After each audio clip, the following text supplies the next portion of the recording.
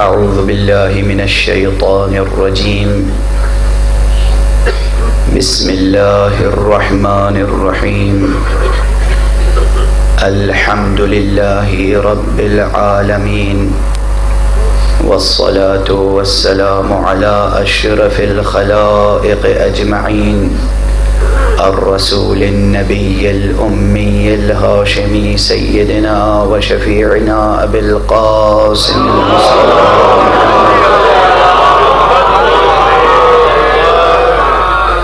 وعلى أهل بيته الطيبين الطاهرين الهداة المهديين المعصومين المظلومين، واللعنة الدائمة على أعداء الدين أجمعين.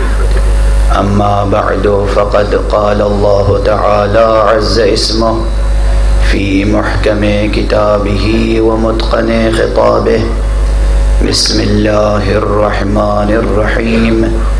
إن الذين آمنوا وعملوا الصالحات سيجعل لهم الرحمن ودا. صلوات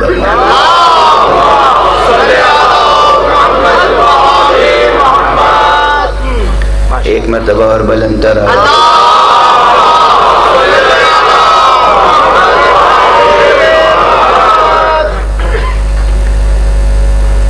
عزیزوں، مجلسوں کے لیے میں نے مختلف مجلسوں میں مختلف تعبیریں اختیار کی ہیں. ماشاءاللہ ماشاءاللہ.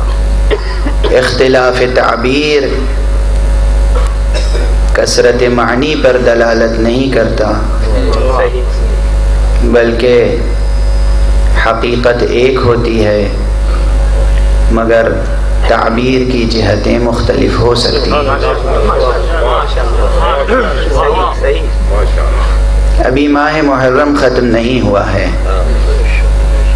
میں نے غالباً 2 سال یا 3 سال قبل ایک جملہ کہا تھا پہلی محرم کو کہ قرآن مجید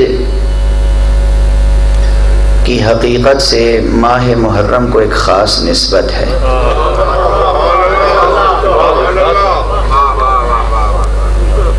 جملہ یہ عرض کیا تھا میں نے کہ ماہ مبارک رمضان تنزیل قرآن کا مہینہ ہے اور محرم تعویل قرآن کا مہینہ.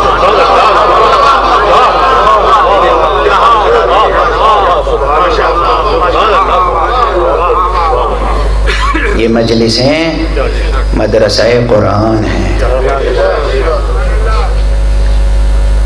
اور ایک تعبیر میں نے یہ بھی اختیار کی تھی کہ دراصل یہ مجلسیں اور یہ سلسلہ عزا ایک سلسلہ سیر و سلوک ہے. انسان یہاں بادہ معرفت بھی پاتا ہے اور تزکیہ نفس کے نصاب سے بھی گزرتا ہے. تزکیہ نفس کا ایک عظیم مرکز ہے جس کا نام ہے مجلس سید الشہداء.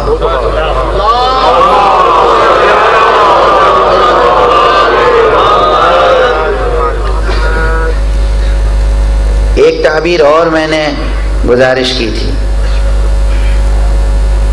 کہ حقیقت میں یہ مجلسیں نماز عرفاء ہیں.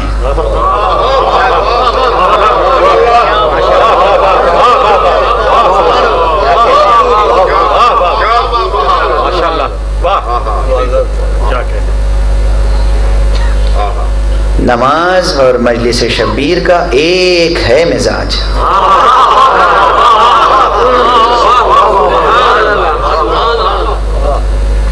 جو نماز میں کیفیت نصیب ہوتی ہے وہی کیفیت مجلس میں حاصل ہونی چاہیے.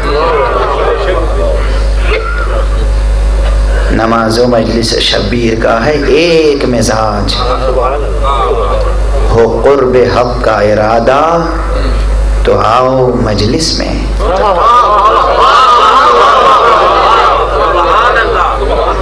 جو اختصار ہو پیش نظر نماز پڑھو، طلب ہو دل میں زیادہ تو آؤ مجلس۔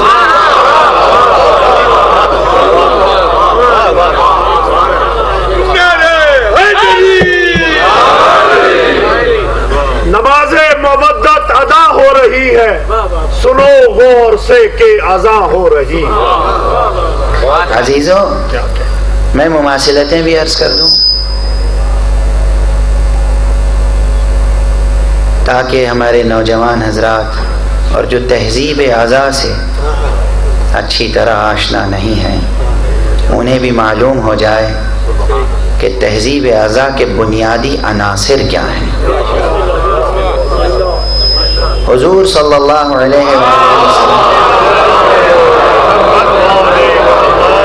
کا ارشاد ہے، فرماتے ہیں کہ لا صلاۃ الا بفاتحۃ الکتاب، کیا کہنے آپ؟ نماز ہو ہی نہیں سکتی جب تک کہ اس میں فاتحۃ الکتاب یعنی سورہ حمد کی تلاوت نہ کی جائے۔ آپ دیکھیں گے دنیا میں کہیں بھی فرش عزائے حسین بچھے، چاہے سوز خان مرثیہ پڑھے یا خطیب منبر پر آ کر ذاکری کرے، لیکن ممکن نہیں ہے کہ الحمد کی تلاوت کے بغیر مجلس تمام ہو جائے۔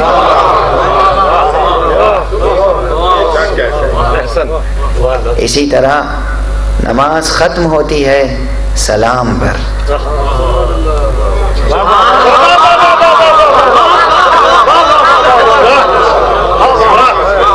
نماز ختم ہوتی ہے سلام پر، اور ممکن نہیں ہے کہ مجلس عزا ختم ہو جائے مگر ہم زیارت نہ پڑھیں۔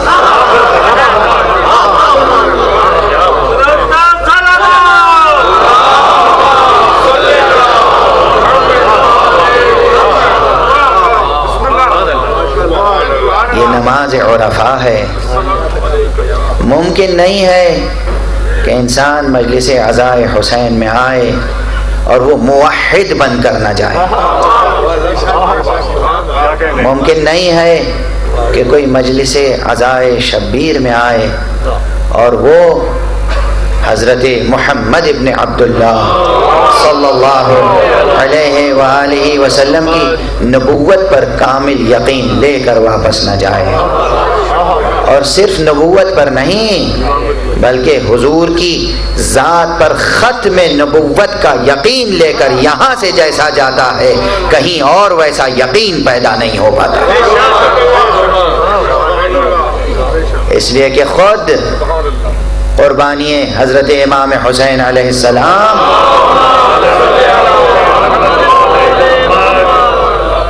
ایک اعلان ہے ختم نبوت کا۔ خدا کی قسم، خدا کی قسم، تخت حکومت پہ جو ذہن آ گیا تھا، جب وہ وحی کا مذاق اڑا سکتا تھا، جب وہ قرآن کا مذاق اڑا سکتا تھا، جب وہ احکام الہی کو پامال کر سکتا تھا، تو یہ بھی ممکن تھا کہ ختم نبوت کا بھی مذاق اڑاتا اور منکر ہو جاتا۔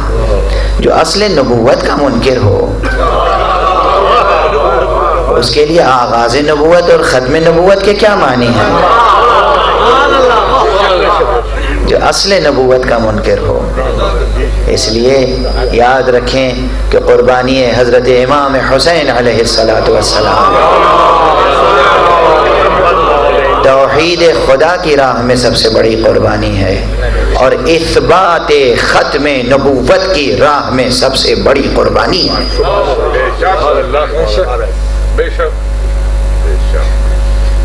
اور مجالس کی خصوصیات کو آپ دیکھیں کہ کوئی بھی ذمہ دار خطیب ممکن نہیں ہے کہ ممبر پر آئے اور حمد الہی کے بغیر تقریر شروع ہو جائے۔ الحمدللہ رب العالمین، یہ فقرہ ہر زبان پر جاری ہوتا ہے، اور جب ممبر پر قدم رکھتا ہے تو پھر ناممکن ہے کہ یہ فقرہ زبان پر جاری نہ ہو۔ اسی طرح نعت پیغمبر، اور پھر کوئی نہ کوئی ایک آیت قرآن کی کم از کم ضرور پڑھی جاتی ہے۔ یہ گویا عملاً تعمیل ارشاد پیغمبر ہے صلی اللہ علیہ وسلم۔ حضور کا ایک ارشاد ہے، آپ سب سن لیں، اور اس ارشاد میں کوئی اختلاف نہیں ہے۔ حضور نے فرمایا ہے بلغوا عنی ولو آیہ، تم ہماری طرف سے پہنچاؤ، تم ہماری طرف سے تبلیغ کرتے رہو، چاہے ایک آیت ہی کیوں نہ ہو۔ ظاہر ہے جو لوگ عربی زبان سے واقف ہیں، اور صرف عربی زبان سے واقف ہونا کافی نہیں ہے، جو لوگ لذت آشنائے لہجہ قرآن ہیں، انہیں تو تلاوت آیات میں ایک لطف نصیب ہوتا ہے، ایک حظ حاصل ہوتا ہے، ایک کیفیت طاری ہوتی ہے، ایک وجدان کی منزل حاصل ہوتی ہے۔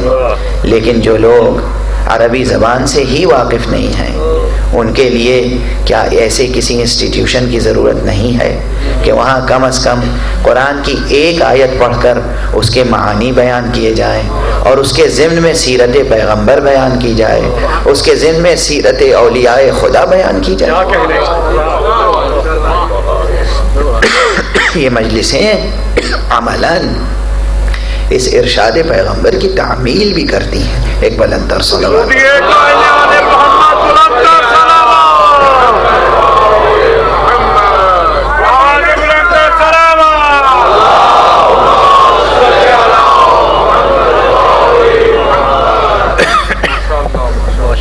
ایک اور بلند تر صلوات۔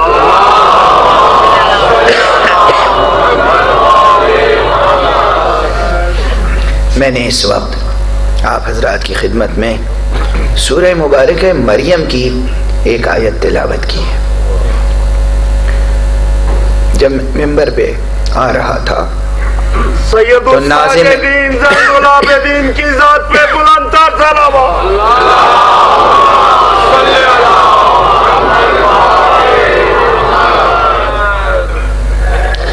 جب میں ممبر پہ آ رہا تھا تو ناظم مجلس نے کہا کہ یہ میخانہ مودت ہے،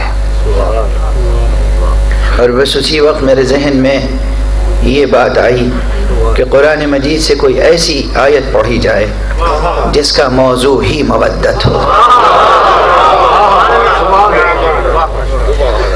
اس لیے میں نے آیت کا انتخاب کیا سورہ مبارک مریم سے۔ آیہ مودت تو مشہور ہے، معروف ہے، میں نے وہ مشہور و معروف آیت اس وقت نہیں پڑھی ہے، عمدن نہیں پڑھی ہے، اس لیے کہ میں کسی اور مقام سے گفتگو شروع کرنا چاہتا ہوں، اور چاہتا یہ ہوں کہ جب میں گفتگو ختم کروں تو آپ خود آیہ ولایت کی تلاوت کرتے ہوئے جائیں۔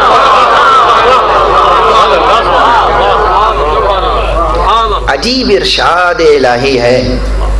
سورہ مبارک مریم کے آخری رکوع کی ایک آیت ہے، ان الذین آمنوا وعملوا الصالحات سیجعل لهم الرحمن ودا، یقیناً جو لوگ ایمان لانے والے ہیں اور عمل صالح بجا لانے والے ہیں، ان قریب ذات رحمان ان کے لیے ایک راہ مودت یا ایک مخصوص مودت پیدا کر دے گا۔ ذات رحمان ان کے لیے ایک خاص مودت قرار دے گی۔ اور فرمایا عجیب و غریب آیت ہے، ان الذین آمنوا، پھر سن لیں، وعملوا الصالحات، جو ایمان لانے والے ہیں اور عمل صالح کرنے والے ہیں، نیکیاں بھلائیاں کرنے والے ہیں، سیجعل لهم الرحمن ودا، رحمان ان کے لیے عن قریب ایک خاص مودت قرار دے گا۔ قرآن مجید کی کوئی بھی آیت ہو اس کے معانی تہ در تہ ہوتے ہیں۔ قرآن مجید معجزہ ہے، زندہ معجزہ ہے، باقی معجزہ ہے، حیات آفری معجزہ ہے، حیات بخش معجزہ ہے۔ اس کے ابعاد زندگی سے کہیں زیادہ ہیں. ابعاد قرآنی ابعاد حیات سے بھی کہیں زیادہ ہیں. کلام خالق ہے، کسی اور کا کلام نہیں ہے. اور اسی لیے قرآن مجید کی ایک خصوصیت یہ بھی ہے کہ اپنے مخاطبین میں سے ہر ایک نفس کے سطح ذہنی پر اتر کر اس سے مخاطب ہوتا ہے.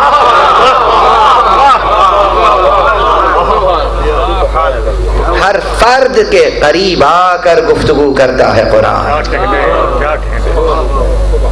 تو اس کا ایک ظاہر ہے اور ایک باطن ہے. اور یہ کلام میرا نہیں ہے، حضرت سرور کائنات خطیب قرآن خاتم النبیین محمد مصطفیٰ صلی اللہ علیہ وآلہ وسلم کا ارشاد ہے. قرآن کے فوائد بیان کرتے ہوئے آپ نے فرمایا ظاہرہ انیق وباطنہ عمیق. اس کا ظاہر دلکش ہے اور اس کا باطن بہت گہرا ہے. اس کا ظاہر دلکش ہے، جاذب نظر ہے، اور اس کا باطن بہت گہرا ہے، جاذب فکر ہے، جاذب قلوب ہے، جاذب عقول ہے. قیامت تک بیدار ہونے والی ذہانتیں قرآن سے کبھی مایوس نہیں ہو سکتی.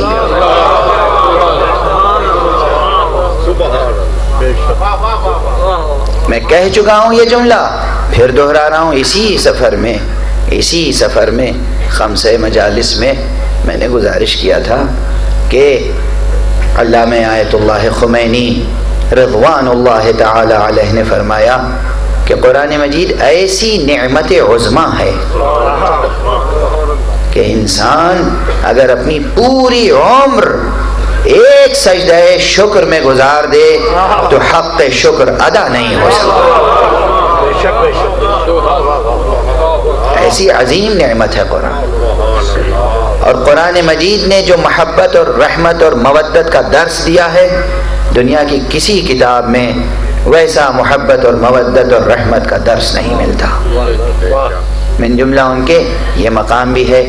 اب اس میں جو آیت میں نے تلاوت کی، اس کا ایک ظاہر ہے.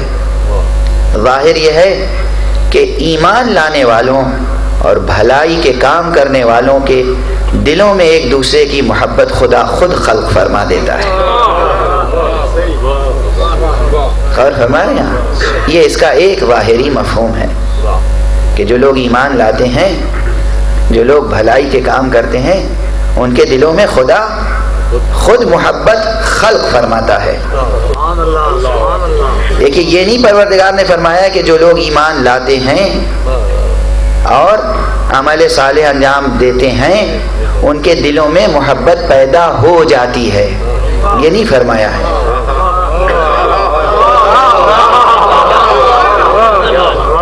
فرمایا ہے سَيَجْعَلُ لَهُمُ الرَّحْمَنُ وَدًّا، عن قریب پروردگار ان کے لیے ایک خاص مودت قرار دے گا. اور فرمایا جعل کا کلمہ ہے یہاں پر. جعل کے کلمے میں خلق و ایجاد کے معانی بھی پائے جاتے ہیں. یہ ایک الگ بحث ہے. حالانکہ فلسفے میں ایجاد اور جعل، تکوین اور جعل، خلق اور جعل میں امتیازی اور اعتباری فرق بھی ہے. وہ فلسفے کی خاص دنیا ہے. لیکن میں یہاں گزارش کر رہا ہوں کہ جعل کو خلق کے معنی میں، خلق کو جعل کے معنی میں، جعل و خلق دونوں کو ایجاد کے معنی میں، ایجاد کو ان دونوں کے معنی میں استعمال کیا جاتا ہے. استعمال وارد ہے، موجود ہے. تو گویا پروردگار کہہ رہا ہے کہ میں خلق کروں گا. یہ نہیں کہ خود بخود پیدا ہو جائے گی.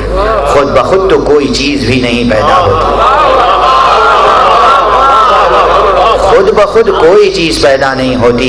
خود بخود پیدا ہونے کے معنی یہ ہیں کہ ہم الحاد اختیار کر لیں، کفر اختیار کر لیں، ہم دہریت اختیار کر لیں، ہم سمجھ لیں کہ زمانہ ہی خدا ہے، خود بخود کارخانہ جاری ہے کائنات کا. نہیں، کوئی شے یہاں خود بخود نہیں ہوتی. یہ عالم اسباب ہے اور وہ مسبب الاسباب. یہ کائنات عالم اسباب ہے. وہ پروردگار مسبب الاسباب ہے، تو وہ اعلان فرما رہا ہے کہ میں ایک خاص محبت خلق کروں گا۔ مظلوم کربلا پہ بلند کر۔ کیا کرنا چاہتا ہوں میں، یعنی اگر ہم ایمان لائے ہیں تو ایمان لانا فعل ہمارا ہے، اگر ہم عمل صالح بجا لا رہے ہیں تو عمل صالح بجا لانا فعل ہمارا ہے، لیکن اس کے نتیجے میں مودت کا پیدا ہو جانا یہ فعل پروردگار کا ہے۔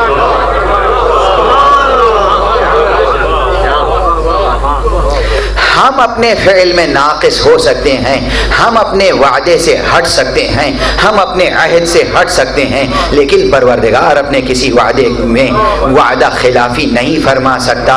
اس کے معنی یہ ہیں کہ جب لوگ اپنے قلوب کا جائزہ لیں، اپنے سینوں کا جائزہ لیں، اپنے دینوں کا جائزہ لیں، اپنے ذہنوں کا جائزہ لیں، اپنے ضمیروں کا جائزہ لیں، اپنے عقیدوں کا جائزہ لیں اور اپنے دل میں محبت کے بجائے نفرت محسوس کریں تو سمجھ لیں کہ ابھی ایمان کا چراغ روشن ہی نہیں ہوا۔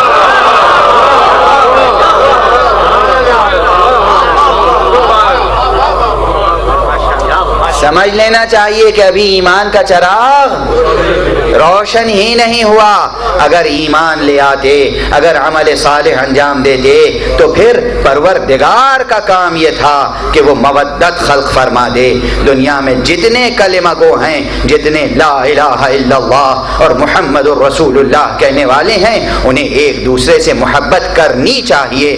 اگر محبت نہیں ہے آپس میں تو سمجھ لینا چاہیے کہ ایمان میں نقص ہے، عطاء الہی میں نقص نہیں ہو سکتا۔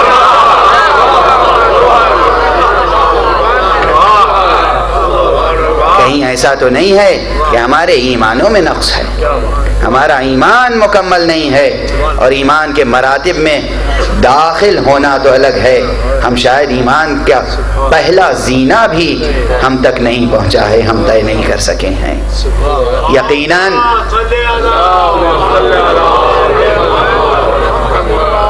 تھوڑا سا گرم صاحب کی صحت و سلامتی کے لیے بلند تر صلوات۔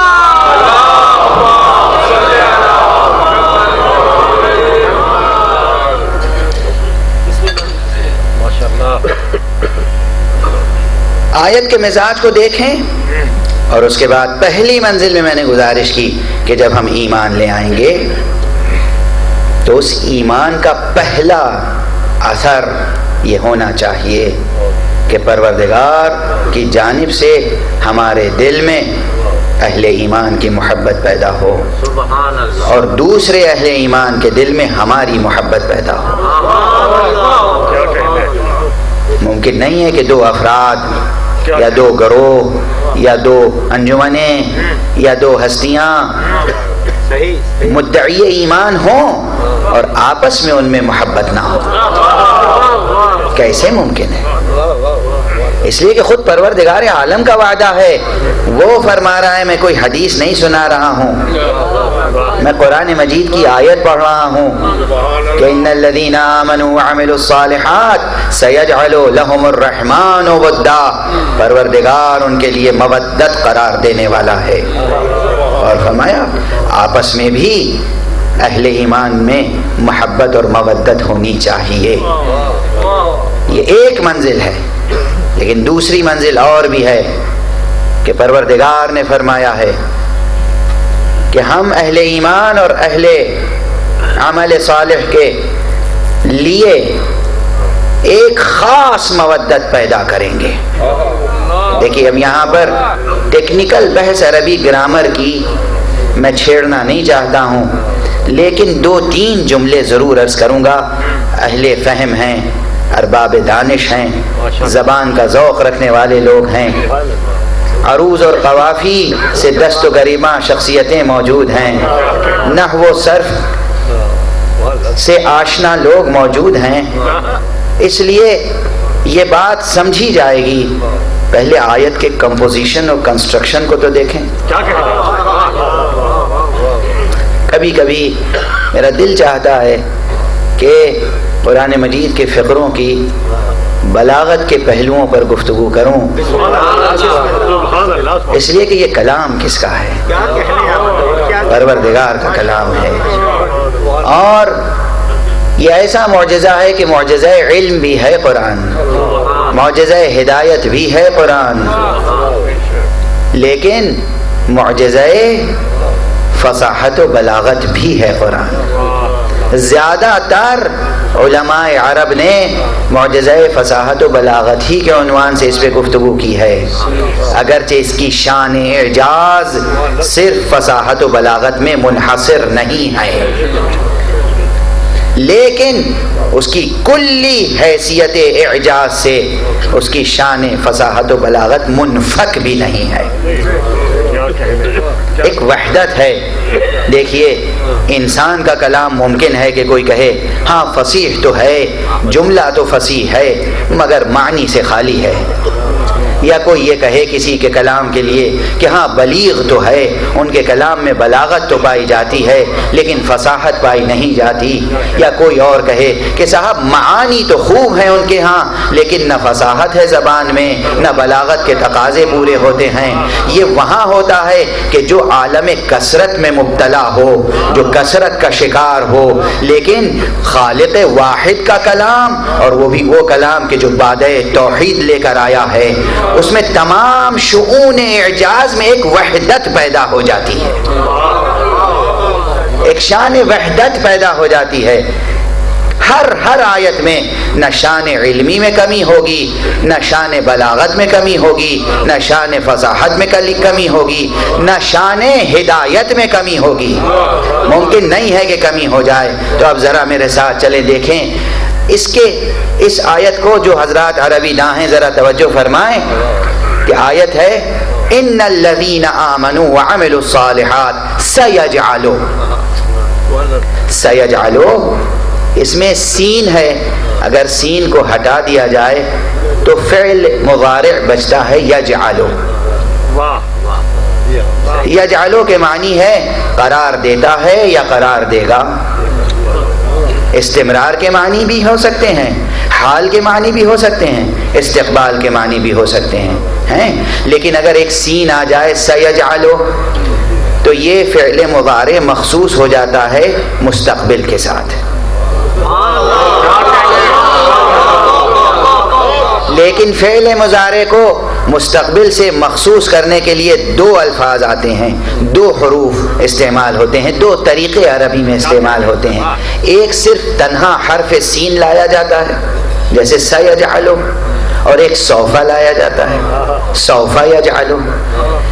ابتدائی عربی نحو کی کتابوں میں یہ بتایا جاتا ہے کہ سیجعلوا سین جہاں آئے گا مضارع کے ساتھ وہاں مستقبل قریب کے معنی ہوں گے، سوفا جہاں آئے گا وہاں مستقبل بعید کے معنی ہوں گے۔ اور فرمایا آپ نے، تو میں کہتا ہوں کہ اگر پروردگار عالم صرف یہ فرماتا کہ ان الذین آمنوا وعملوا الصالحات یجعل لهم الرحمن ودا تو کوئی عربی گرامر میں خلل پیدا نہ ہو جاتا، جملہ اپنی جگہ درست رہتا، حال و استقبال دونوں شامل ہوتا، لیکن پروردگار نے صرف یجعل لهم الرحمن ودا نہیں فرمایا۔ اچھا اگر مستقبل ہی سے مخصوص کرنا تھا تو سوف یجعل لهم الرحمن ودا فرماتا، لیکن سوفا بھی نہیں کہا گیا، اس لیے کہ سوفا ارشاد ہوتا تو مستقبل بعید کے معنی ہوتے، سیجعل کہا گیا ہے یعنی مستقبل قریب کے معنی ہیں۔ مستقبل قریب کے معنی یہ ہیں کہ پروردگار گویا یہ اعلان فرما رہا ہے ہمارے لیے مستقبل قریب ہماری دنیا کی آئندہ کی زندگی ہے، مستقبل بعید ہماری عقبہ اور آخرت کی زندگی ہے۔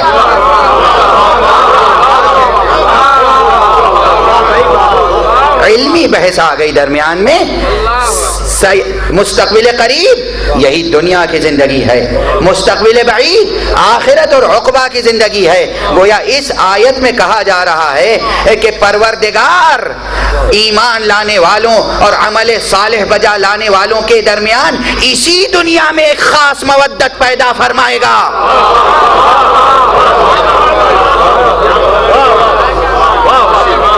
آخرت کی بحث نہیں ہو رہی ہے، سیجعلو سوف یجعلو نہیں کہا گیا، اور فرمایا آپ نے اور بھئی جب اسی دنیا میں مودت خلق فرمانی ہے، ایمان اور عمل صالح کے نتیجے میں، تو پھر ایک سین کی بھی کیا ضرورت تھی، اس حرف تنفیس کی بھی کیا ضرورت تھی؟ صرف یجعلو کہہ دیا جاتا، لیکن یجعلو کہہ دینے کے بعد بلا فصل نتیجہ عمل کا ظاہر ہونا ضروری ہوتا، لیکن پروردگار نتیجہ ایمان و عمل صالح ایک سین کے فصل سے پیدا کرنا چاہتا ہے، تاکہ ایمان اور عمل صالح آزمائش سے بھی گزر جائے، ایسا نہ ہو کہ ہر مدعی ایمان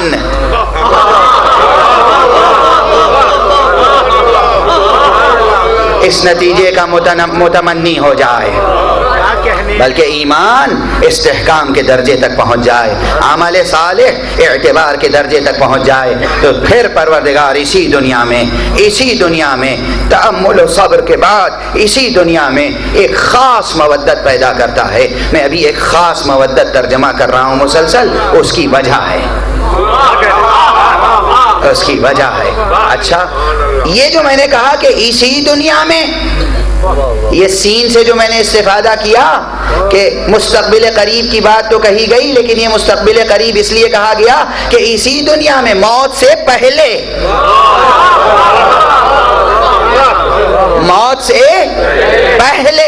وجہ کیا ہے، کیوں عرض کر رہا ہوں؟ اس لیے کہ سیجعلو کا فاعل جو ہے وہ کون ہے؟ رحمان کا کلمہ استعمال ہوا۔ پھر میں سوال دست ادب جوڑ کے سوال کرتا ہوں کہ بتائیے، یہ آیت یوں بھی ہو سکتی تھی، ان الذین آمنوا وعملوا الصالحات سیجعل لهم اللہ ودا، اللہ کا کلمہ بھی ہو سکتا تھا، رحیم کا کلمہ بھی ہو سکتا تھا، خود ودود کا کلمہ بھی ہو سکتا تھا۔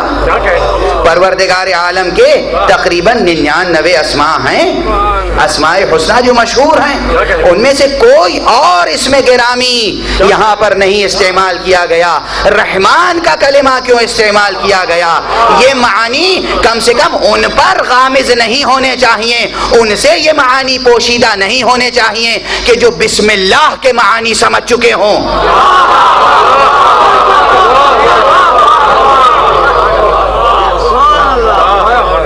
بسم اللہ الرحمن الرحیم کے معانی جن پر آشکارا ہو چکے ہوں، ان کے لیے یہاں پر مشکل نہیں آنی چاہیے، اس لیے کہ بسم اللہ الرحمن الرحیم میں مفسرین نے، عرفاء نے، میں عرفاء کے قول کو کبھی نظر انداز نہیں کرتا، عرفاء نے دین اسلام میں بڑی خدمتیں انجام دی ہیں، تو عرفاء نے ایک نقطے کی طرف اشارہ کیا ہے کہ بسم اللہ الرحمن الرحیم، آپ جانتے ہیں نا بسم اللہ کی حقیقت، آپ نہ جانیں گے تو کون جانے گا؟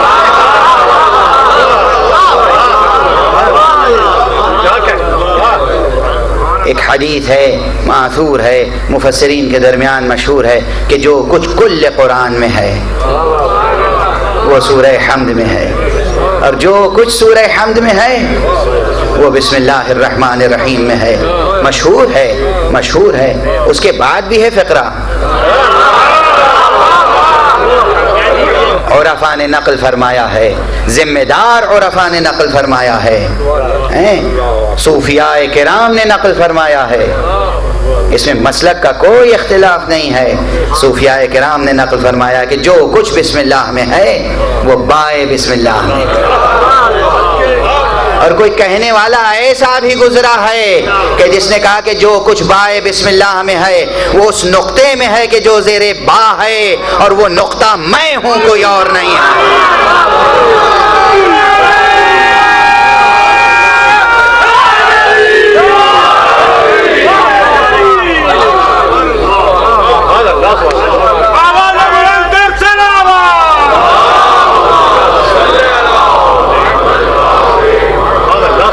تو بہرحال یہ بسم اللہ الرحمن الرحیم خلاصہ قرآن ہے۔ قرآن دونوں جہان کے لیے رہنما کتاب ہے، اس دنیا کے لیے بھی، آخرت کے لیے بھی۔ قرآن میں توحید بھی ہے، قرآن میں نبوت بھی ہے، قرآن میں آخرت بھی ہے، قرآن میں جزا و سزا بھی ہے، قرآن میں جنت و جہنم کا تذکرہ بھی ہے۔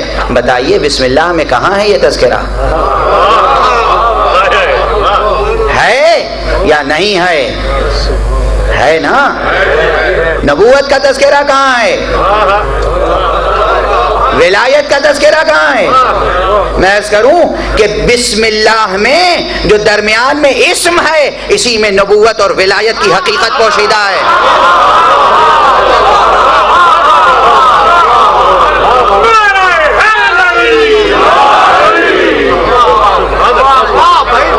اور پوری یہ کائنات موجودہ، اس وقت جو موجود ہے کائنات، یہ کائنات یعنی دنیا، آخرت سے پہلے کی دنیا، یہ دنیا اس کے متعلق عرفا کہتے ہیں کہ یہ تجلی اسم مبارک رحمان ہے،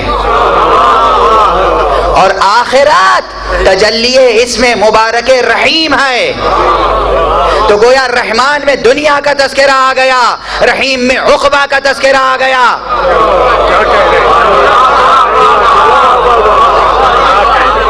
عزیزو سن کے جاؤ، عزیزو سمجھ کے جاؤ، عزیزو اپنے رب کے لطف و کرم کا اندازہ کر کے جاؤ۔ آخرت کا تذکرہ لفظ رحیم سے وابستہ ہوا، جبکہ آخرت میں جنت بھی ہے اور آخرت میں جہنم بھی ہے۔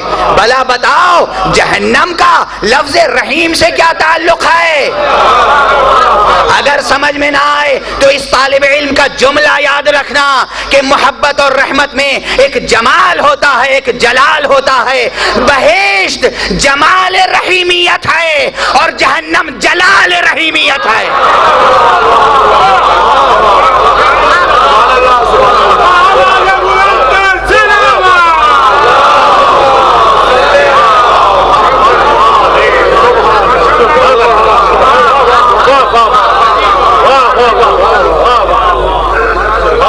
اب وقت نہیں ہے کہ میں اس فقرے کی، خود اپنے اس طالب علمانہ فقرے کی اور وضاحت کروں، اس لیے کہ آواز آج خود بخود ساتھ نہیں دے رہی ہے، طبیعت ساتھ نہیں دے رہی ہے، لیکن بہرحال کچھ دیر تک جو مطالب ذہن میں آ رہے ہیں گزارش کرتا جاؤں گا۔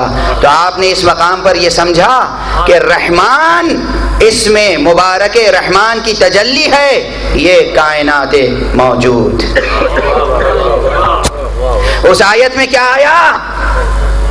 سَيَجْعَلُ لَهُمُ الرَّحْمَنُ وُدًّا۔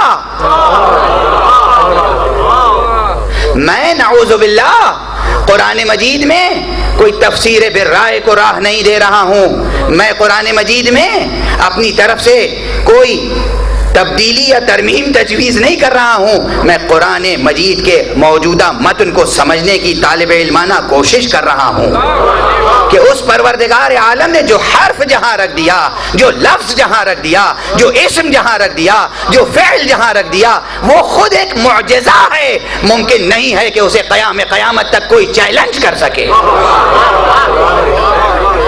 تو آیت میں کیا ہے؟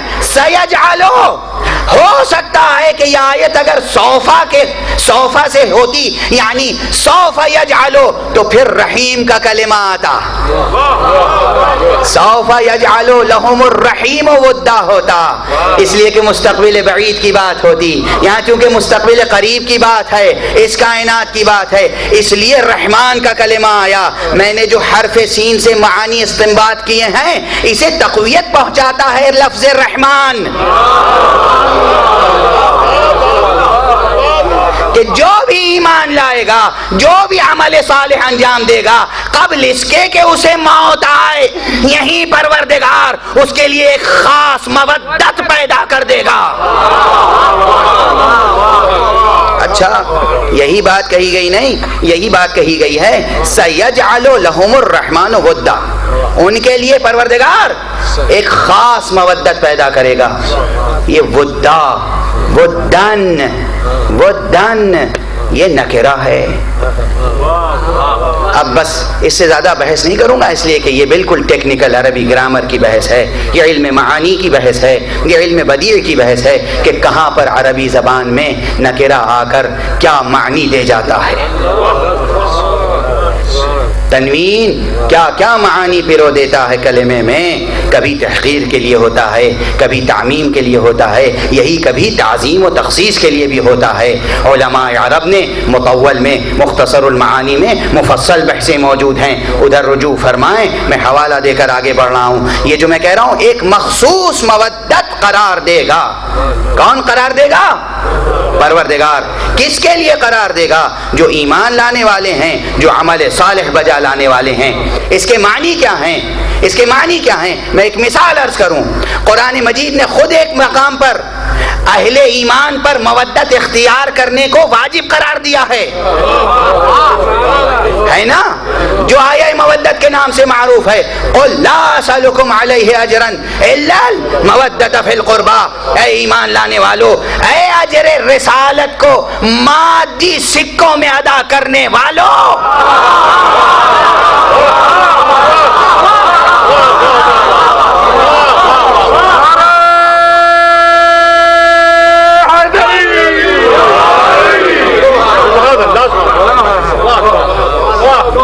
اے رسول کو زر و جواہر میں تولنے کی کوشش کرنے والوں،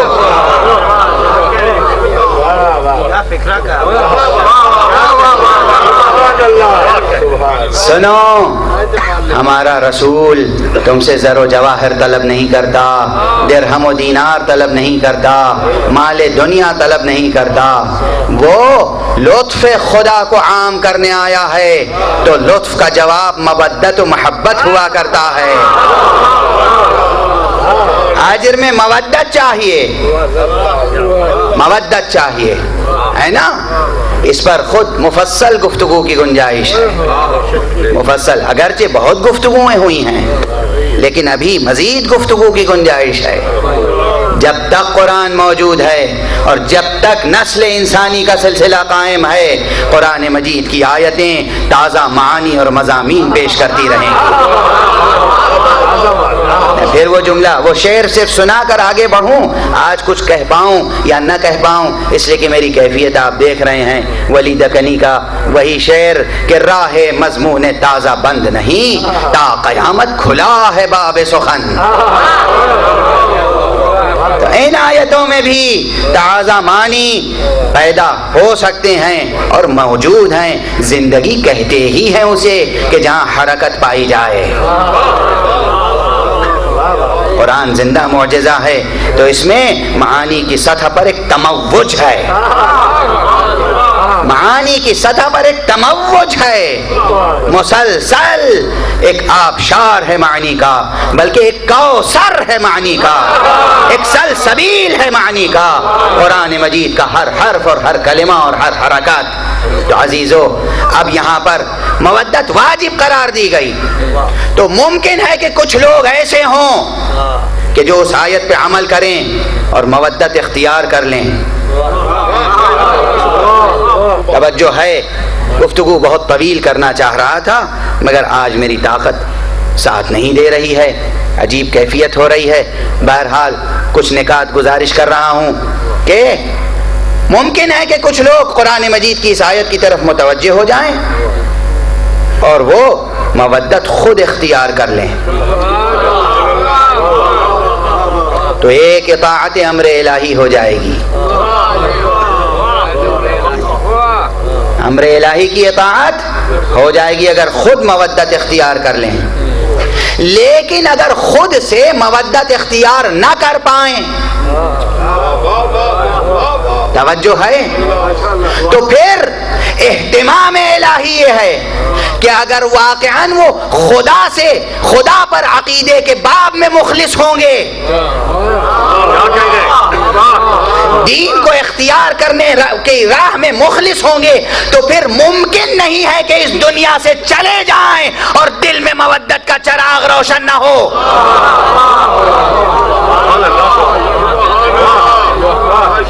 بس اس نقطے کو سمجھ کے اٹھیں، یہ میں اپنی طرف سے نہیں گزارش کر رہا ہوں، یہ قرآن مجید کی دو آیتوں کو سامنے رکھیں۔ ایک طرف آیہ مودت ہے جس میں اجر رسالت کے طور پر مودت طلب کی گئی ہے، اے حبیب آپ کہہ دیجئے کہ ہمیں تم سے اجر رسالت کچھ نہیں چاہیے مگر میرے قرابت داروں سے مودت، اور دوسری طرف یہ اعلان کیا جا رہا ہے پروردگار کی طرف سے کہ ان الذین آمنوا وعملوا الصالحات، جو لوگ ایمان لانے والے ہیں اور عمل صالح بجا لانے والے ہیں، رحمان خود ان کے لیے ایک خاص مودت قرار دے گا۔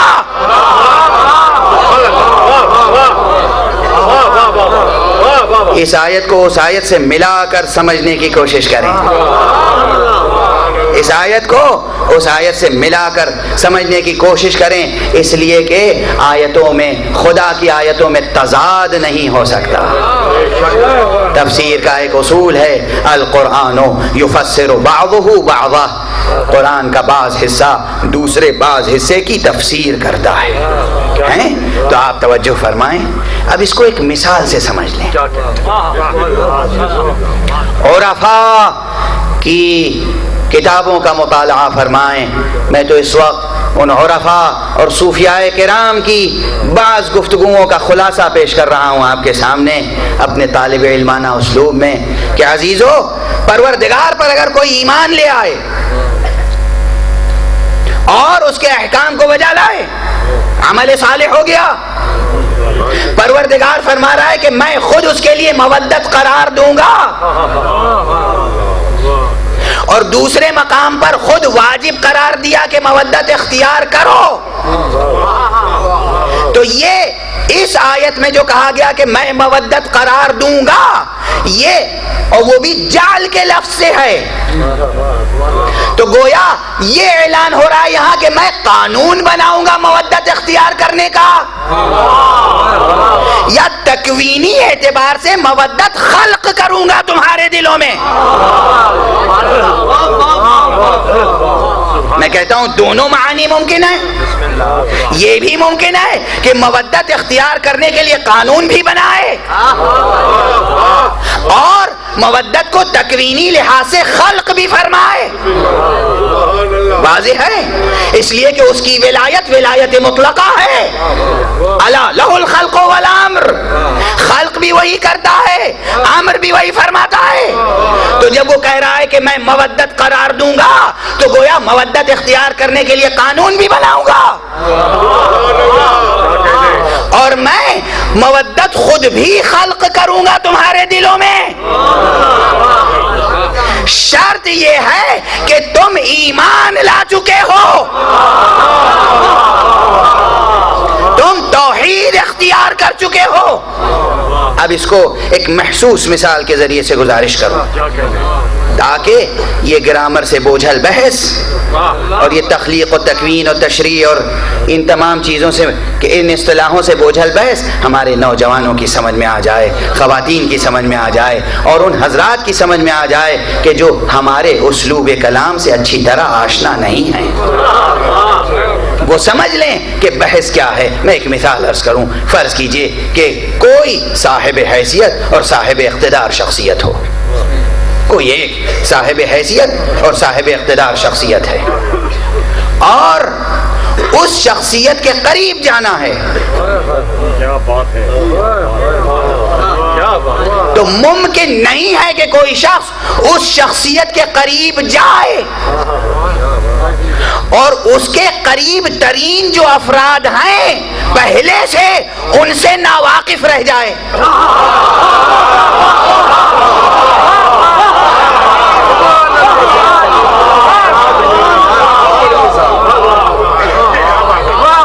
ممکن نہیں ہے کہ ناواقف رہ جائے۔ اب میں محسوس زندگی اور تجرباتی زندگی کی مثال دوں، فرض کیجئے کوئی بزرگ شخصیت ہے، کوئی سربراہ ملک ہے فرض کر لیجئے، اور وہ کسی اپنے پرائیویٹ سفر میں کہیں چلے گئے، حالانکہ آج کل تو پرائیویٹ بھی کچھ نہیں ہو پاتا ہے، فرض کر لیجئے چلے گئے، اور کوئی صاحب وہاں ایسے ملے، یہ ظاہر نہیں کرنا چاہتے کہ میں کیا ہوں، کسی نے سفر میں اچھا سلوک کیا، کسی نے اچھا سلوک نہیں کیا، اور جانے پہچانے بغیر کسی شخص نے ایسا سلوک کیا کہ اس کی انسانیت پر، اس کے اخلاق پر، اس کے آداب پر ان کو پورا اعتماد پیدا ہو گیا۔ اب جب وہ واپس آئے تو انہوں نے واپس آتے وقت اس شخص سے کہا کہ دیکھیے میں واپس جا رہا ہوں اپنے وطن، اب میں اپنا تعارف کرا دیتا ہوں کہ میں کون ہوں، میں کیا ہوں۔ اور دیکھیے آپ نے میرے ساتھ جو سلوک کیا ہے، بے غرض سلوک کیا ہے، مخلصانہ سلوک کیا ہے، بے لوث سلوک کیا ہے، میں آپ کا نام اپنے دفتر کے مخصوص افراد کے پاس نوٹ کرا دوں گا اور اپنے گھر کے بچوں کو بھی یاد کرا دوں گا، جب بھی کبھی آپ آئیں میرے ہاں ضرور تشریف لائیں، میں ہوں گا تب بھی پذیرائی ہوگی، میں نہ ہوں گا تب بھی پذیرائی ہوگی۔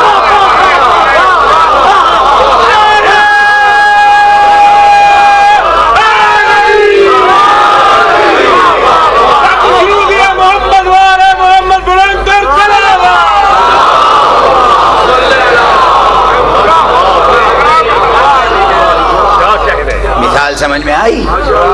یعنی اگر کوئی شخص براہ راست اس ذات سے متصل ہو جائے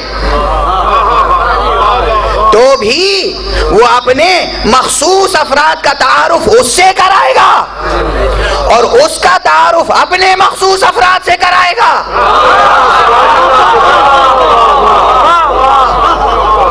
اب وہ شخص جب آئے گا ملک میں اور ان کے آفس میں یا دفتر میں یا گھر پہ جائے گا، اگرچہ بظاہر اجنبی ہے، پہلی بار آیا ہے، مگر آتے ہی گھر کے کسی فرد کا نام لے کر اگر پوچھے فلاں صاحب کہاں ہیں، آپ کون ہیں، دربان پوچھیں گے آپ کون ہیں، ان کا نام کہاں سے معلوم، وہ مسکرائے گا، آپ انہیں بلائیے تو صحیح، آپ ان تک ہمارا نام تو پہنچائیے۔ اور یہ جو صرف دربان کی حد تک ملازمت کر رہا ہے، یہ در کے اندر کی خبر نہیں رکھتا۔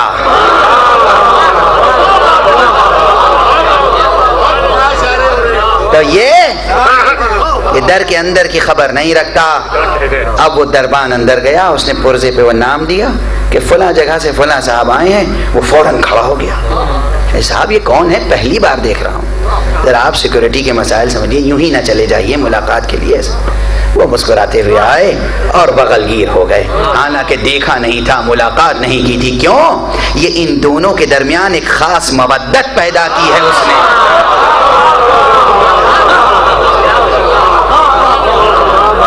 واضح ہے، ایک خاص رشتہ پیدا کر دیا، ایک خاص رشتہ پیدا کر دیا۔ اچھا، تو ایک صورت یہ ہے کہ براہ راست ذات تک متصل ہو گئے، اور ایک صورت یہ ہے کہ نہیں، پہلے سے زینہ بزینہ آگے بڑھے، زینہ بزینہ آگے بڑھے، اور جب قریب ترین افراد تک پہنچ گئے اور ان کو یقین ہو گیا کہ یہ شخص مخلص ہے، تو وہ قریب ترین افراد خود اس ذات سے ملا دیں گے۔ واضح ہے، یہ دونوں مثالیں واضح ہیں، لیکن ممکن نہیں ہے کہ کوئی کسی ذات سے قربت تامہ حاصل کر لے اور اس کے قریب ترین دوسرے افراد سے آشنا نہ ہو۔ اس لیے کہ فرض کیجئے، میں ایک مثال اور عرض کر دوں، میں یہاں آیا ہوں، آپ کا مہمان ہوں، میں واپس جاتا ہوں، اور اس کے بعد یہاں سے کوئی صاحب اور پہنچے جنہوں نے صرف میرا نام سن لیا ہے، مجھ سے کوئی ملاقات نہیں ہوئی، اور اس کے بعد وہ کسی صورت سے میرا ایڈریس حاصل کر کے، پتہ حاصل کر کے گھر پہنچ جائیں۔ میرا بچہ نکلے گا، وہ کہیں گے میں فلاں ملک سے آیا ہوں اور میں ان کا بہت قریبی دوست ہوں، تو اگرچہ یہ دوستی کا دعویٰ تو کریں گے،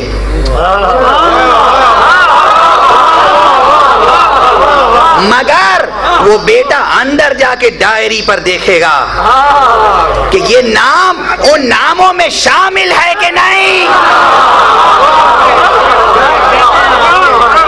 جو نام مجھے میرے بابا نے خود لکھایا ہے کہ بیٹے اس سفر میں انہوں نے میرے ساتھ مخلصانہ برتاؤ برتا، یہ کبھی بھی آ جائیں تو پذیرائی میں کمی نہ کرنا، یہ مخلص اور با وفا افراد ہیں، وفادار افراد ہیں، یہ صاحبان اعتماد ہیں، مورد اعتماد ہیں۔ واضح ہوئی بات؟ یعنی اگر کوئی شخص جائے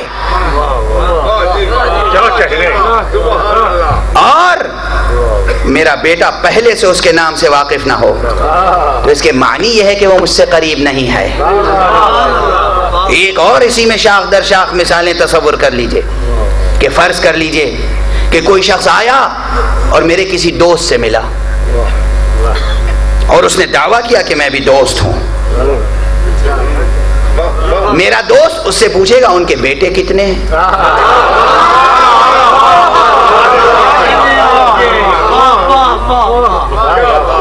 کچھ بھی سوال ہو سکتا ہے۔ یعنی مجھ سے دوستی کا دعویٰ کرنے والا ممکن نہیں ہے کہ میرے بیٹوں سے ناآشنا رہ جائے۔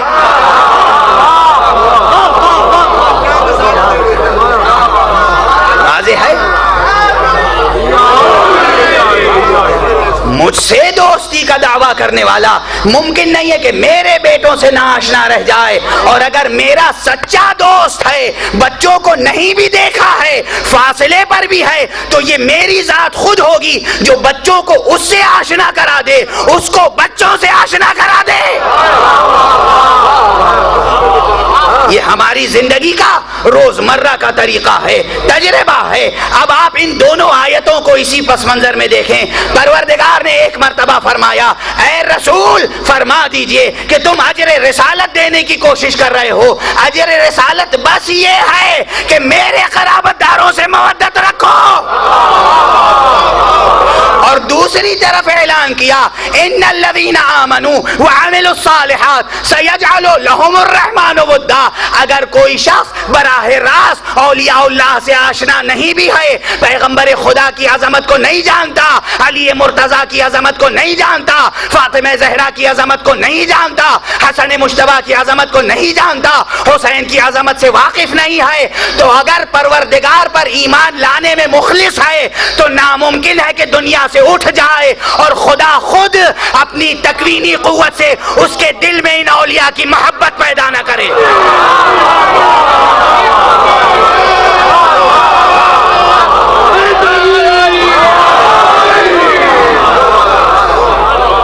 یعنی ان میں ایک خاص، اب جملہ مستعار لیتا ہوں، یہ آیت تو نہیں پڑھی تھی، یہ تفصیل میں نے بیان نہیں کی تھی، مگر میں نے یہ گزارش کی تھی کہ دیکھو حضرات محمد و آل محمد میں اور اس بارگاہ قدس میں ذات باری تعالی میں ایک خاص تعلق ہے، ایک خاص رشتہ ہے۔ براہ راست خدا تک پہنچ جاؤ تو وہ محمد تک پہنچائیں گے، محمد تک پہنچ جاؤ تو خدا تک پہنچائیں گے۔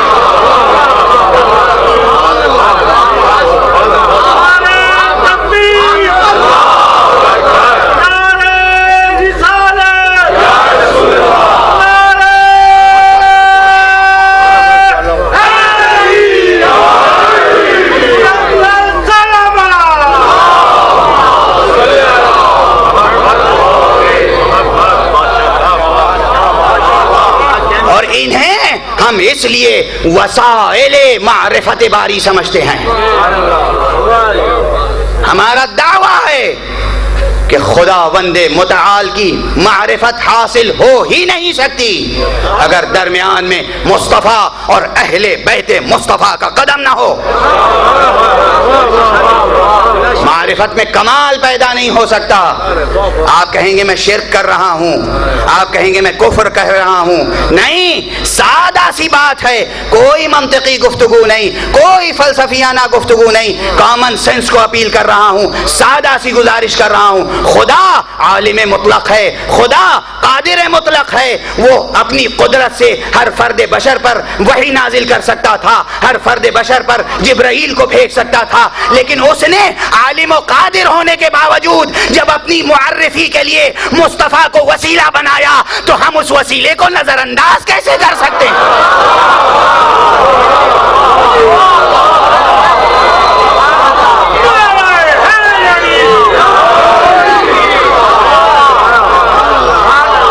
ہم اس وسیلے کو نظر انداز کیسے کر سکتے ہیں؟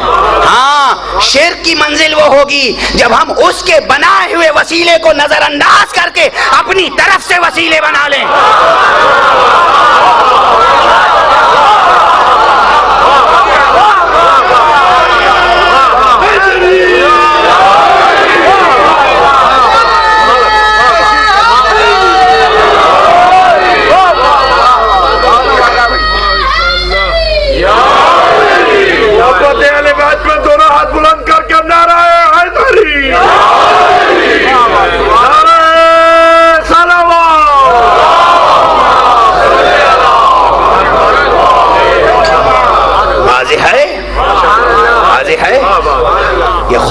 معرفت کے لیے خدا نے خود انہیں بھیجا. کس لیے بھیجا؟ جاؤ میری توحید سے آشنا کراؤ, جاؤ میری توحید ذات سمجھاؤ, توحید صفات سمجھاؤ, توحید افعال سمجھاؤ, توحید بندگی سمجھاؤ. توحید کے تمام مراتب پروردگار نے ان کے ذریعے سے ہمیں سمجھائے, تو ہم انہیں کبھی نظر انداز نہیں کر سکتے. ان تک پہنچے ہوئے کبھی توحید حاصل نہیں ہو سکتی. اور ایک جملہ عرض کروں اسی کے ساتھ, ہم انہیں کیوں وسائل معرفت سمجھتے ہیں؟ اس لیے کہ پروردگار نے اپنے تمام صفات انہیں عطا فرمائے. لیکن ذرا غور کرو, عام انسانوں میں اور مصطفیٰ اور اہل بیت مصطفیٰ میں ایک فرق ہے, ایک تفاوت ہے. کیا فرق ہے, کیا تفاوت ہے عام انسانوں میں اور ان میں؟ فرق یہ کہ ہمیں جب تھوڑی سی قدرت حاصل ہوتی ہے تو ہم اسے اپنی مرضی سے جہاں چاہیں استعمال کرتے ہیں.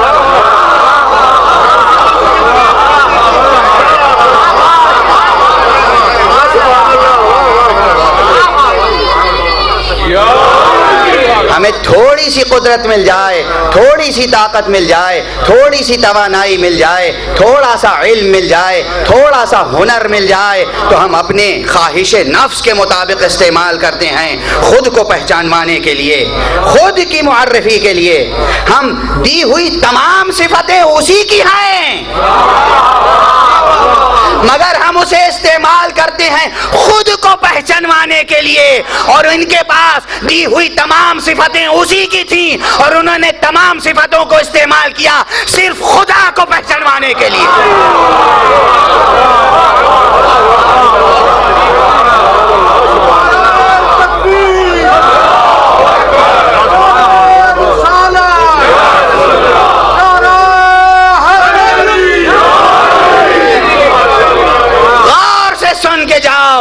کہ یہ درس توحید ہے اور یہ رسالت مآب کے خصوصیات کا تذکرہ ہے اور ان کے تربیت کردہ اہل توحید کا تذکرہ ہے.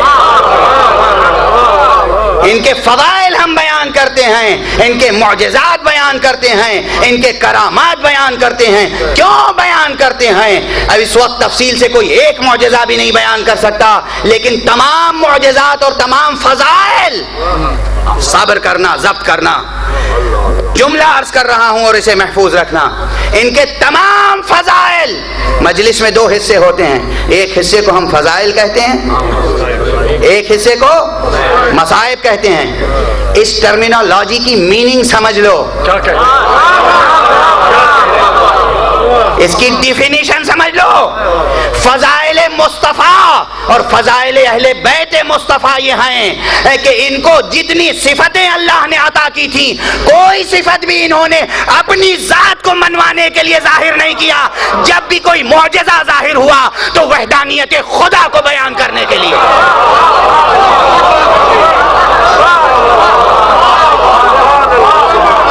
جاؤ سیرت پڑھو,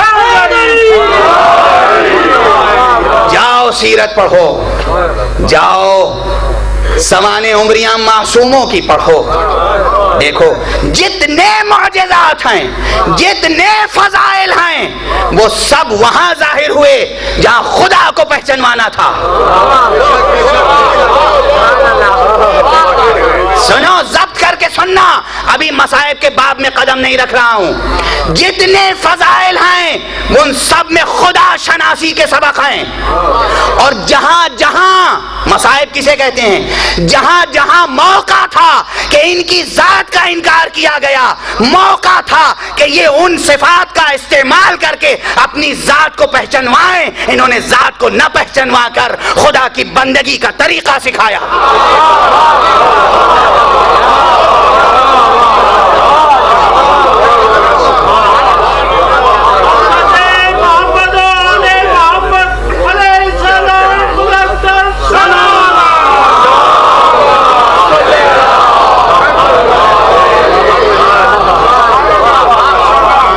اچھی طرح سمجھو اس کو. جتنے معجزات ہیں وہ سب خدا کو پہچانوانے کے لیے, اور جتنے مصائب ہیں وہ یہ بتانے کے لیے کہ دیکھو حالات کیسے ہی کیوں نہ ہوں, یہ یاد رکھو کہ خدا کی بندگی کیسے ہوتی ہے. تو جب ہم فضائل سنتے ہیں تو ہمارا عقیدہ توحید والیدہ ہوتا ہے. جب ہم مصائب سنتے ہیں تو ہمیں خوب بندگی پیدا ہوتی ہے. آداب بندگی ہمیں سمجھ میں آتے ہیں کہ کیسے بندگی کی جاتی ہے, کن کن مواقع پر بندگی کی جاتی ہے. یہ جملہ یاد رکھنا. لیکن میں تکمیل بحث کے لیے ایک اشارہ کرتا چلوں. کتنے صفات, کتنی قوتیں, کتنے ملکات خدا نے انہیں عطا کیے, تم پہچان سکو یا نہ پہچان سکو, لیکن تھوڑی دیر کے لیے میدان مباہلہ میں آ جاؤ. مسئلہ توحید کا ہے, نبوت کا مسئلہ نہیں ہے, ولایت کا مسئلہ نہیں ہے, توحید کا مسئلہ ہے. تثلیث اور توحید کا ٹکراؤ ہے. بھائی اگر عیسائی دنیا واقع مباہلہ کا ذکر نہ کرے تو بات سمجھ میں آتی ہے, مسلمان بھلا دیں یہ بات سمجھ میں نہیں آتی.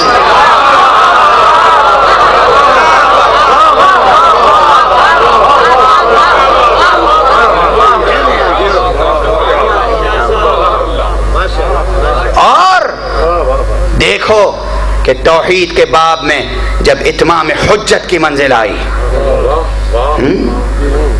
تو کون شخصیتیں آگے بڑھیں؟ کیا شخصیتیں تھیں؟ قرآن مجید میں تذکرہ موجود ہے. ابنانا و ابناکم و نسانا و نساء و انفسنا و انفسکم.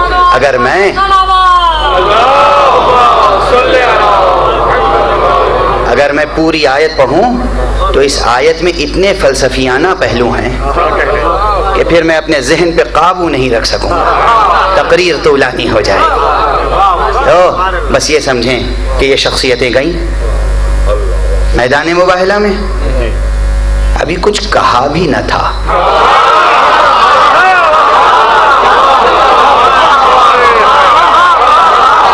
کچھ کہا بھی نہ تھا, نہ کوئی خطبہ ارشاد فرمایا, نہ اشارہ کیا, بس ایک متانت کے ساتھ. میں برابر ممبروں سے جملہ کہتا ہوں, اس جملے کو یاد رکھو, جہاں علم ہوتا ہے وہاں چاپ قدم سے بھی علم آواز دیتا ہے. وہاں راستہ چلنے کا طریقہ, قدم رکھنے کا طریقہ, ایک ایک نقش قدم ایک ایک صحیفہ معرفت ہو جاتا ہے. متانت سے سرکار رسالت مآب آگے آگے جا رہے ہیں. آغوش میں حسین ہیں اور جناب والا ایک طرف, ایک دست مبارک میں حضرت حسن مجتبیٰ کی انگشت مبارک ہے, پشت پر فاطمہ زہرا سلام اللہ علیہا ہیں, ان کی پشت پر علی مرتضیٰ ہیں. یہ ہیں خمسہ نجبا, یہ ہیں وہ پنجتن پاک جن کا قرآن نے تذکرہ کیا ہے. نعرہ تکبیر, نعرہ رسالت, نعرہ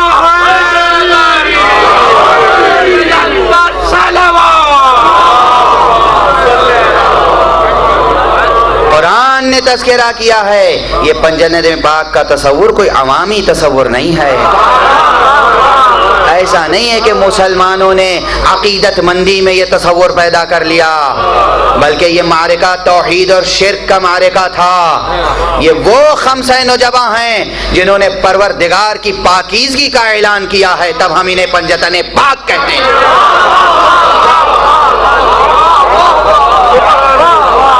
خدا کی پاکی کا تذکرہ کیا ہے انہوں نے, اور کیسے کیا ہے؟ خود ان کا وجود دلیل بن گیا. گئے میدان مباہلہ میں اور جاتے ہی بس بیٹھنے کا انداز نصارائے نجران نے دیکھا اور آپس میں کہنے لگے خدا کی قسم یہ نبی برحق ہے. ہم نے یہ انداز بیٹھنے کا مباہلے میں, مباہلے کے لیے بیٹھنے کا یہ انداز, مباہلے میں آنے کا یہ انداز سوائے نبی برحق اور کسی کا نہیں ہو سکتا. بیٹھے, پوچھا ان کے ساتھ کون ہے؟ کہا کوئی غیر نہیں ہے, یہ اپنے جگر کے ٹکڑوں کو لے کے آئے ہیں, یہ اپنی اولاد کو لے کر آئے ہیں. سنو, جب کوئی باطل پر ہوتا ہے تو غیروں کا سہارا لیتا ہے, حق پر ہوتا ہے تو اپنے جگر کے ٹکڑوں کو لے کر آتا ہے.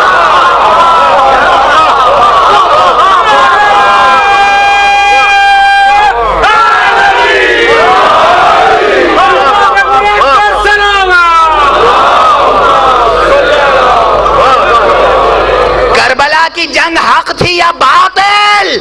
اس میں حسین کا اقدام برحق تھا یا اس میں کوئی اشتباہ ہے؟ تو دیکھو, حسین جگر کے ٹکڑوں کو لے کر آئے تھے, غیروں کو لے کر نہیں آئے تھے. ابھی باب مصائب میں قدم نہیں رکھ رہا ہوں, 2-3 جملے اور کہہ لینے دیجئے. اب بیٹھے, تعارف ہو گیا آپس ہی میں, کہا یہ گھر کے افراد ہیں, غیر کوئی نہیں ہے. تو معلوم ہے جملہ کیا کہا گیا؟ یہ جملہ علماء اسلام نے اپنی کتابوں میں لکھا ہے, مستند تفسیروں میں لکھا ہے. کہا ہم ایسے چہرے دیکھ رہے ہیں کہ اگر یہ پہاڑ کی طرف اشارہ کر کے دعا کر دیں تو پہاڑ ٹکڑے ٹکڑے ہو جائے, اگر یہ دریا کی طرف اشارہ کر کے دعا کر دیں تو دریا اپنا رخ موڑ دے. اللہ اکبر, اللہ اکبر. گویا قدرت الہی ان کے چہروں سے عیاں ہو رہی ہے.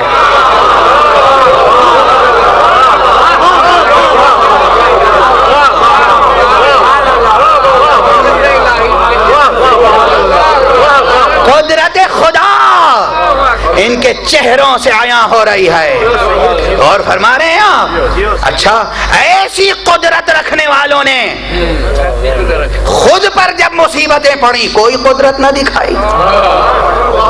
توحید کا مسئلہ جہاں آیا تو چہرے سے وہ جلال ظاہر ہوا کہ مشرک وہیں شکست کھا کر رہ گیا. اور فرما رہے ہیں, ایک جملہ عرض کر لینے دیجئے, میدان مباہلہ ہو یا واقعہ معراج, دونوں میں ایک خاص بات ہے. اور وہ خاص بات کیا ہے؟ جو لوگ ولایت تکوینیہ کے قائل نہیں ہیں وہ سنیں اور سمجھیں.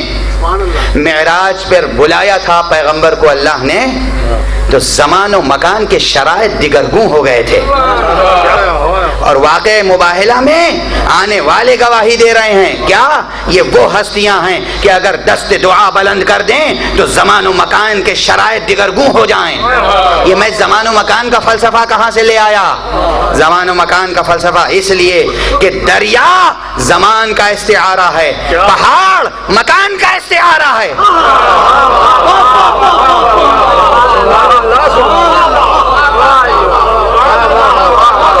یہ جو کہہ رہے ہیں اگر یہ دعا کے لیے ہاتھ اٹھا دیں تو پہاڑ ریزہ ریزہ ہو جائے, اگر یہ دریا کی طرف اشارہ کر دیں تو دریا اپنا رخ موڑ دے, اس کے معنی یہ ہیں کہ ہم ایسے چہرے دیکھ رہے ہیں کہ جن میں خدا نے زمان و مکان پر تصرف کی پوری قدرت عطا کر دی.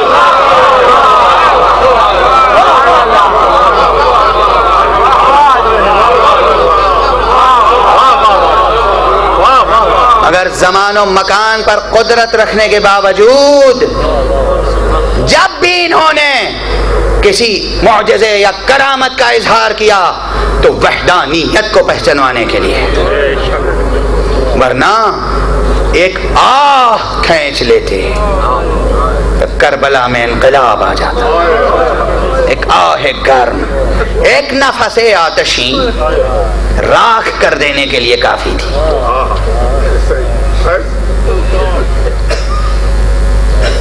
معصوم کی بات نہیں کر رہا ہوں, ہاں اب یہ میرا عقیدہ ہے اور یہ عقیدہ لے کر بارگاہ خداوندی میں جاؤں گا. امام معصوم نہیں, میں کہتا ہوں عباس.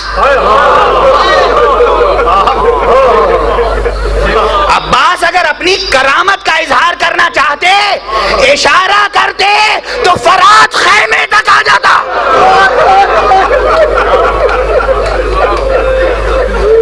مگر منظور اپنی کرامت کا اظہار نہ تھا, منظور بندگی کے آداب سکھانا تھا. دیکھو میرے اندر شجاعت بھی ہے، ہمت بھی ہے، حوصلہ بھی ہے، مگر امام معصوم کی میں اطاعت کیسے کرتا؟ جسے میں نے خدا کی حجت تسلیم کیا ہے، میں اس کے حکم کو کیسے مانتا ہوں؟ عباس کی حکم پرستی، اللہ اکبر۔ اور عباس ہی نہیں، آج سید سجاد کا تابوت برآمد ہوگا، تابوت کے ساتھ علم بھی ہوگا، بغیر علم کے تابوت نہیں ہو سکتا، آگے آگے علم ہوگا، پیچھے پیچھے تابوت ہوگا۔ اسی لیے میں نے پہلے عباس کا تذکرہ کر دیا، اور سید سجاد، اللہ اکبر، وہ سید سجاد جو معصوم ہیں، حجت خدا ہیں، اہل بیت رسول سے ہونے والے برحق امام ہیں، ان میں ولایت تکوینیہ بھی ہے، ولایت تشریعیہ بھی ہے، روایات ہیں اہل بیت سے مروی، عرفاء نے، صوفیاء کرام نے یہ روایتیں لکھی کہ جب امام حسین کو دفن کرنے کے لیے بنی اسد کا قبیلہ آیا ہے اور حیرت میں تھا کہ حسین کو کیسے دفن کریں، کہاں دفن کریں، عباس کو کہاں دفن کریں، اکبر کو کہاں دفن کریں، قاسم کو کیسے دفن کریں، تو دیکھا کوفے کی طرف سے غبار بلند ہوا، کوفے کی طرف سے غبار بلند ہوا، یہ چھپنے لگے ادھر ادھر، کہیں ایسا نہ ہو کہ پھر آقا حسین کا دشمن آ رہا ہو۔ لیکن آنے والا ایک لاغر سے ناقے پر ایک نحیف بیمار تھا، آنے کے بعد ناقے سے اترا اور اس نے کہا کہ آؤ آؤ، خوف نہ کرو، آؤ، میں تو تمہاری مدد کرنے کے لیے آیا ہوں، میرا نام علی ابن حسین ہے، آؤ میرے بابا کو دفن کرنے میں میری مدد کرو۔ عزیزو، جو امام یہ کرامت رکھتا تھا، اس نے کربلا سے کوفے تک اور کوفے سے شام تک بظاہر تمام مصائب برداشت کیے، ہاتھوں میں ہتھکڑیاں پڑی رہیں، پاؤں میں بیڑیاں پڑی رہیں، گلے میں خاردار توق، کمر میں لنگر، اور مسلسل نمازیں ادا ہوتی رہیں، مسلسل دعائیں ہوتی رہیں، بد دعا کہیں نہ کی۔ سنو، آج جو ملت اسلامیہ روئے زمین پر موجود ہے، یہ صدقہ ہے سید سجاد کی قربانیوں کا۔ آج جو اسلام موجود ہے، یہ خیرات ہے علم سید سجاد کی۔ آج جو شریعت موجود ہے، آج جہاں جو کچھ اسلام کی دولت ہے، وہ سید سجاد کی ریاضت کا نتیجہ ہے۔ یہ سید سجاد ہیں، معجزہ دکھا سکتے ہیں، کرامت دکھا سکتے ہیں باذن اللہ، مگر اطاعت و بندگی کے آداب سکھا رہے ہیں، کیسے نمازیں پڑھی ہیں۔ اور سید سجاد ہی نے نہیں، سید سجاد کے ساتھ جو قافلہ ہے، اس قافلے کی خواتین نے کیسے نمازیں پڑھی ہیں۔ ہاں، ممکن نہیں ہے کہ سید سجاد کا تذکرہ ہو اور زینب کا تذکرہ نہ ہو۔ زینب جس نے سید سجاد کو جلتے ہوئے خیمے سے نکالا، زینب جس نے سید سجاد کی امامت کا اعلان کیا، زینب جس نے سید سجاد کے علم کا اعلان کیا۔ سنو، جی بھر کے رونا اور جی بھر کے ماتم کرنا، نہ رونے میں بخل کرنا، نہ ماتم میں بخل کرنا۔ امام صادق کا ارشاد یاد رکھنا، فرمایا ہے جب میرے جد کا تذکرہ ہو تو پھر بلند آواز سے گریہ کیا کر۔ ہاں، سنو، سینوں پہ ہاتھ پڑتے ہیں، یہ فطرت انسانی ہے، یہ فطرت انسانی ہے، آنکھیں آنسو برساتی ہیں، یہ فطرت انسانی ہے، یہ فطرت انسانی ہے۔ عزیزو، توجہ رکھو، یہ انسانی فطرت ہے، ممکن نہیں ہے کہ اعلان۔ دیکھو، علم کلام کے مسائل سنتے ہو نا، علم کلام کے مسائل حل ہوتے چلے گئے ہیں۔ جب 11 محرم کو اسیروں کا قافلہ ادھر سے لے جایا گیا جدھر شہداء کے لاشیں برہنہ پڑے ہوئے تھے بے گور و کفن، تو عزیزو، آگے سید سجاد تھے، پیچھے پیچھے بے کجاوا ناکوں پر بیویاں. سید سجاد کی نظر جیسے ہی پڑی بابا کا لاشا بے گور و کفن پڑا ہے، چہرے کا رنگ متغیر ہوا. ایک مرتبہ زینب نے پشت ناکا سے بھتیجے کو دیکھا اور آواز دی، بیٹا ارے اپنے کو سنبھالو، تم امام وقت ہو. سید سجاد نے جواب دیا، پھوپھی اماں آپ ہی انصاف کیجئے، جوان بیٹا موجود ہو اور بابا کا لاشا بے گور و کفن پڑا رہ جائے. عزیزو یہ منظر سید سجاد کبھی نہیں بھولے، زندگی بھر نہیں بھولے. کب کب یاد کیا ہے. میں ابھی گزارش کروں گا، گلستان زہرا کی مجلسوں میں گزارش کر چکا ہوں، لیکن اب ایک منظر سنو کہ جناب زینب نے امامت کا اعلان کیا، پھر علم امام کا اعلان کیا. کیسے؟ قافلہ آگے بڑھا تو بی بی نے دیکھا کہ اونٹ آپس میں مسلسل کچھ باتیں کر رہے ہیں. ایک ناکا دوسرے ناکے سے کچھ کہہ رہا ہے. ایک مرتبہ بیوی نے پھر کہا، بیٹا سید سجاد تم ولی خدا ہو، تم حجت خدا ہو، تم فرزند رسول ہو، تم امام ہو، تم جانوروں کی زبان سمجھ سکتے ہو، بتاؤ یہ ناکے آپس میں کیا بات کر رہے ہیں. ایک مرتبہ سید سجاد نے کہا، پھوپھی اماں یہ ناکے آپس میں ایک دوسرے سے کہہ رہے ہیں کہ تمہیں معلوم ہے ہماری پشت پر کسے بٹھایا گیا ہے.